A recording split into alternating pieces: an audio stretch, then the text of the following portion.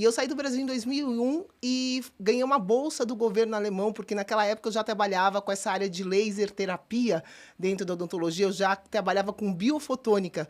E eu ganhei uma bolsa para trabalhar na época num projeto de engenharia de tecidos, né, na Alemanha. Então, fui para a Alemanha, ganhei essa bolsa de doutorado, fiz meu doutorado lá.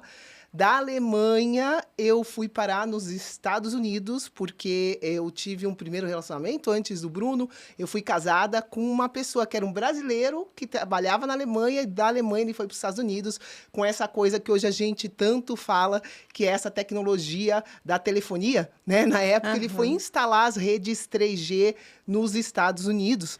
Era 3G ainda naquela época, faz tempo, era 2000, eu saí, ele foi para os Estados Unidos, era 2004, 2005, eu saí da Alemanha, da Suíça em 2006. Mas, enfim, terminei meu doutorado lá, eu fiz o doutorado dentro de um hospital. Trabalhei dentro da área de cirurgia reconstrutiva naquela época. A minha área, que era a odontologia, a parte cirúrgica, cirurgia bucomaxilofacial, lá os cirurgiões bucomaxilofaciais têm que ser médicos e dentistas. São 11 anos de estudo para isso lá. Nossa. Tá? E eu era só dentista, mas eu era assistente no departamento de cirurgia bucomaxilofacial e junto com o meu chefe eu era liberada. A gente fazia cirurgias orais menores, pensa assim lá, mas eu vivi minha rotina em hospital durante 5 anos e eu trabalhava nas cirurgias como assistente e comecei, por causa do doutorado, eu trabalhava em cultivo celular. Eu desenvolvi uma técnica nova que hoje em dia é utilizada no mundo inteiro de cultivo de osteoblastos na época, que são células de osso humano. Enfim, mas isso é muito detalhe, eu já estou me estendendo, mas eu trabalhava com laser, que era a minha especialidade, em células de osso humano. Foi essa meu primeiro doutorado foi relacionado a isso. Saí da Alemanha, fui para os Estados Unidos e aí começou a avalanche, digamos assim, de problemas relacionados à minha saúde. Eu já tinha tido uma experiência no hospital, lá, dentro da área da medicina, com problemas, enfim, diversos, todos os tipos de problema.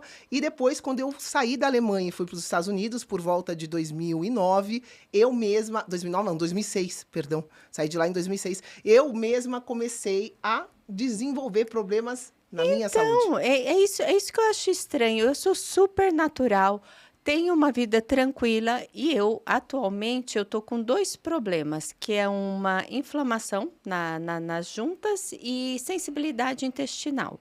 E ninguém acha a causa. Já comprei filtro, já tô fazendo N coisas, né? E aí, que energia que eu preciso para sarar esse meu problema? Tu falou sobre mitos. Eu acho que um dos principais pontos que todo mundo aqui tem que entender sobre saúde, acho que é o primeiro, eu diria, é entender de fato o que significa saúde. Né? O que significa trabalhar a saúde.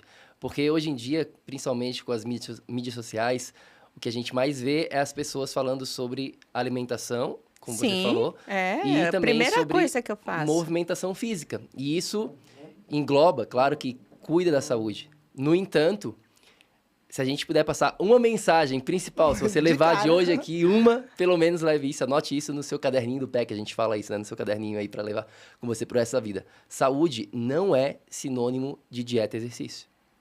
O que é, Não é então? sinônimo de dieta e exercício. Dieta e exercício faz parte. Eu faço dieta e exercício para manter a minha saúde. Isso, esses são 2 tijolinhos.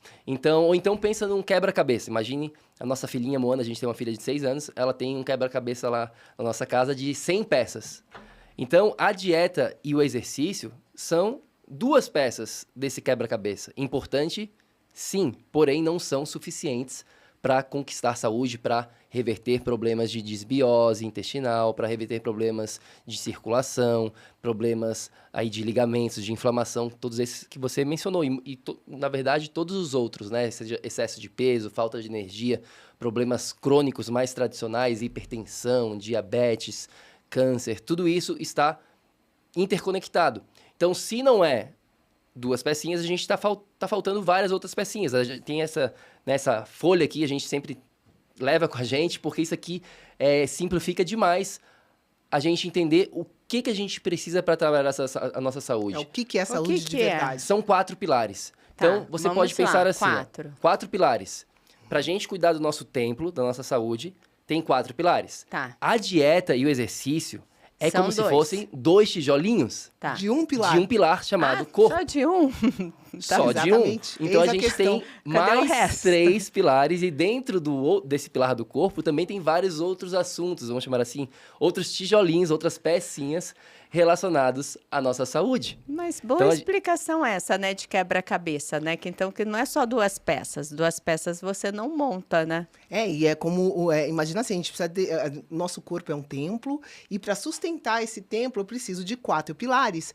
Dieta e exercício são 2 tijolinhos de um pilar. Também é uma analogia boa para a gente entender. Sim, perfeita essa analogia, imensidão. porque eu nunca pensei por esse lado. Eu nunca medi a minha saúde desse jeito que vocês estão apresentando agora. Então, realmente, esse podcast está inovador para mim. Porque se a gente tem um quebra-cabeça com 100 peças e a gente quer ver a imagem, no caso da nossa filha, é a imagem do corpo humano. E como é que a gente vai ver essa imagem do corpo humano se a gente só tem essas 2 pecinhas? Não tem como. E dieta e exercício são como se fosse o cantinho. Ou então, pensa assim, no cantinho, por onde a gente começa.